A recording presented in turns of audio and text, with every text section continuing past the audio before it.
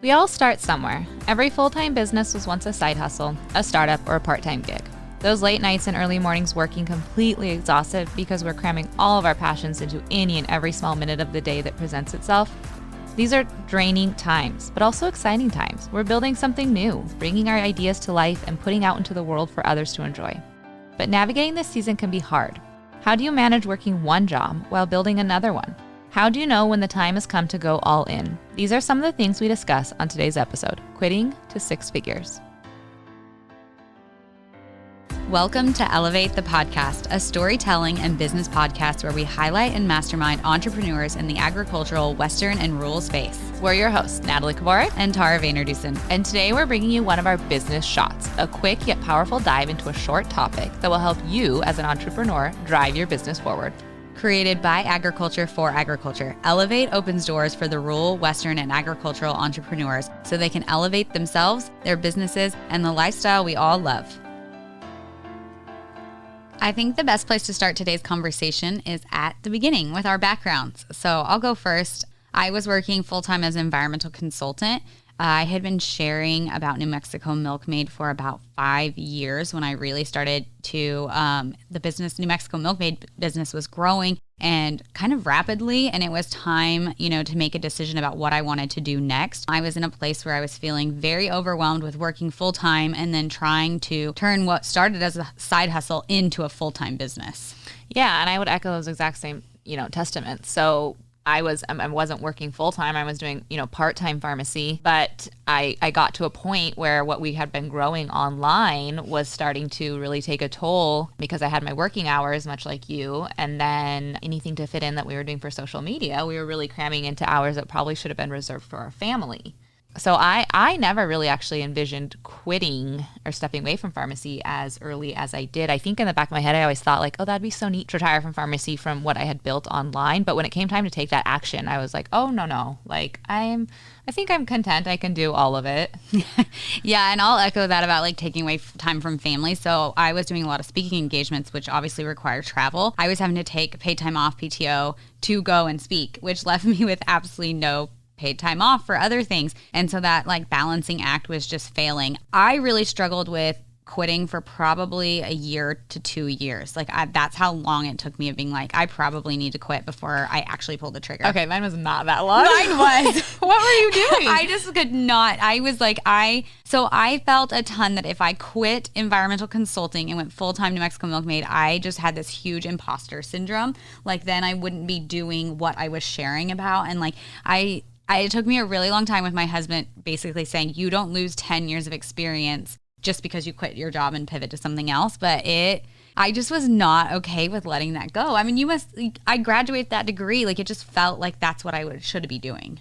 Yeah, I think I had a little bit of that, but maybe I think yours was compounded because like you said, what you were doing in, I don't want to say real life, but I guess offline, fed into what you were sharing online. And then for me, they were two completely separate worlds. And so, stepping away from pharmacy was a lot easier for me because I really wasn't sharing that online anyway. So it just wasn't wrapped up in that identity or our story or our family or any, half the people I don't even think even know that hello people, I'm actually a pharmacist. But I just wasn't sharing it. So I think that's why yours was compounded more than mine probably. It really was because a lot of my content came from sharing. And what I realized is that my content has changed somewhat, but it's been a natural evolution. And it was more an internal roadblock than it was a mental roadblock more than anything else. And then I feel the next set of challenges, at least for me, was I was making a decent amount of money. I had benefits. I had paid time off. I had worked for the company for coming on 9.5 years. So you had a lot of history built up, PTO, built up benefits that I was I can't believe I'm giving this all up. If this doesn't work out, I can't just jump back into where I was. So, and where was Daniel with all of this? Oh my gosh, Daniel, probably 2 years before I quit, was can you please quit and stop working 3 jobs? Yeah. Oh, that's funny because Luke was the opposite. He was are you sure? I don't think you should quit. I think Daniel saw the vision, I think a little bit earlier than I did, which is funny because that's not how it is normally in our life. But I think I was just too in the trenches to see beyond that. Yeah, and that's quite a gift to your spouse to give you. Yes, definitely. So those were just kind of some of these were mental roadblocks and some of these were actual concerns, with finances. And so after you did quit, How long did it take you to work through those both mental and like physical roadblocks? Like about a week. Once I did it. So I actually, like, funny story, I went to Roll Rooted with you. I said, you had us do like a heart exercise that was like, what are things that are just like really challenges in your life? And it was so stupid. I wrote down that there was a weekly staff meeting I had to attend. Oh yeah, I remember this. Yeah, and it was during pickup and drop, like pick up from school for my girls and drop off at afternoon activities. And I just felt like I was this horrible person that couldn't ask my kids, like, how was your day at school? It was like, please be quiet, I'm on my staff meeting and we just have to get through the next 2 hours. And so I wrote that down as something I just wanted to get rid of. And I think I cried, like, writing it and realizing, like, what a silly thing that's like such a heartache in my life. And that was the moment that I was like, I'm going to quit. So I got back from Roll Rooted Sunday night, and Monday morning I turned in my resignation to my boss. So Luke and I had been having a conversation in the fall, and I was going to continue working part-time until after Christmas. And then I was just going to have a conversation with my boss about, like what maybe like the new year could look like for us. And so that had always been our plan going forward. And something happened at work that my boss and I had a natural conversation. And there was this moment, I remember sitting in her office, and I was like, this is the opportunity. Like, it's this natural conversation. I don't even have to go in. Like this is, I felt like it was like God being like, I created this for you. So I actually didn't even tell Luke I quit. So I left her office, and then I texted Luke and I said, so I quit today. And he texted back and was like, oh, okay. And that was, and then that was it. But I think for anyone who's listening that is kind of at the point of sharing, doing this episode for you guys, is I think there's a lot of people out there listening that were where Tara and I were, which is, working really hard to build something, enjoying what we had also built worked really, really hard to build, and kind of at a pivotal point of like, what do I do next? Like, what goes, what do I keep, and that decision. So do you have any, I guess, advice for people listening, or? Yeah, I think the point that I got to that really was that pivotal point for me when I actually like pulled the trigger was realizing where I wanted to spend my energy. And I was just so much more excited about doing things with New Mexico Milkmaid and things. And it was just to the point that I loved my job. And I was at the point, it just wasn't where I wanted to put my energy. And so I felt like if I had the opportunity to put more energy into New Mexico Milkmaid, it just made me kind of think, where could it go? Which was exactly what happened. When I had the energy, the time, when I let go of what was kind of like holding me back on my job, and being able to put that into New Mexico Milkmaid, it was, such a launching point for just a different chapter in New Mexico Milkmaid.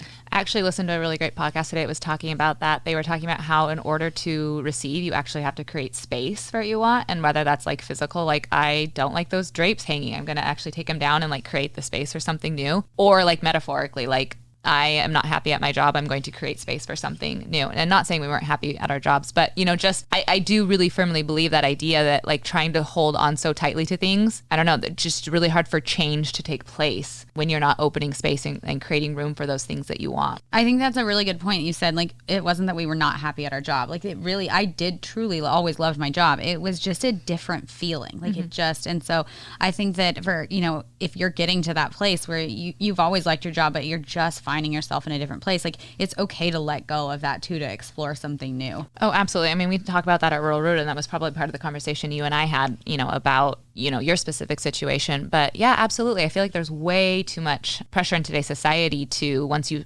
start something, to stick with it, or we worry too much about what people will think if we, change path or course or start something new or stop something. And at the end of the day, we just really have to remember that like, it affects our core circle. So us, our spouse, our children, like whatever that core circle looks like for you, and really separating the people outside of that from it. Yeah. And I think, going forward to what the rest of our journey looked like, I think you and I are both firm believers in being in alignment with what you love to do. And so, I said it took me like a week to realize like those fears were just like unfounded. Like it was just my own mental roadblocks. And it truly was because when I was in alignment, like I was so much happier with what I was doing, but I was also, that led to making more money. Like, so money was like a huge issue for me, like worrying about letting go of that, regular paycheck for brand work or a speaking engagement that I couldn't see. I wasn't booking that far in advance. So it felt like I was giving up a paycheck that I knew would be there a year from now to looking only like 3 months ahead. But as soon as I made that leap, it just was amazing to see what happened and the opportunities that like came up and just how differently I started thinking about things strategically for New Mexico Milkmaid, more like a business. Same. I mean, that was one of the reasons why Luke was actually concerned about me. Well, two things that Luke was concerned about me stepping away from pharmacy. One, I think he thought I would have too much time on my hands at home, and he thought I would either go stir crazy or I would be out bothering him. And which is just hilarious because now I am like 10 times more busier. And two, he was concerned. I mean, that was our pharmacy was our steady paycheck. And it was kind of the same thing. It's like what you're doing online. Like, yeah, you have momentum like this month or last month or the next month. But it's really hard to see like 6 months down the road and 12 months down the road. And that's where I would tell people listening, you just have to really, believe in what you're creating and believe in I just knew. I never had that worry that Luke did. I just knew. I didn't know how. I didn't have any proof, but I just knew that was never a concern or a worry for me. So I would just like stand firm in that faith that you have built what you have built already. And it's the kind of the same thing. You have to have like almost an open manifestation mindset of like, I'm working from a place of abundance and not scarcity.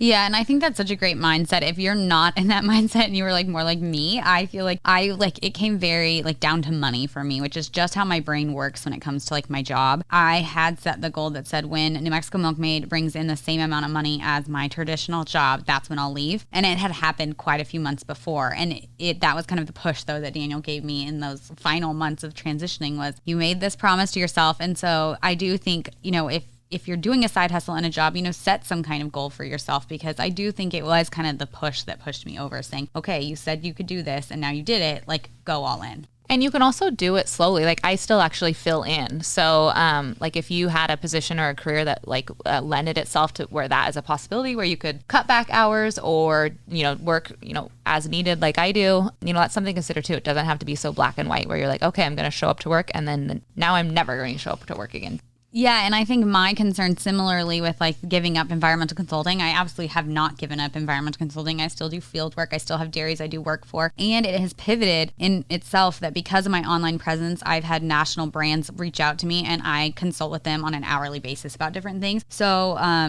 don't like put yourself into a box either. Like there's so many opportunities. So it doesn't have to be as black and white as like, I quit my job today and that's it. Like there's room for growth in different areas.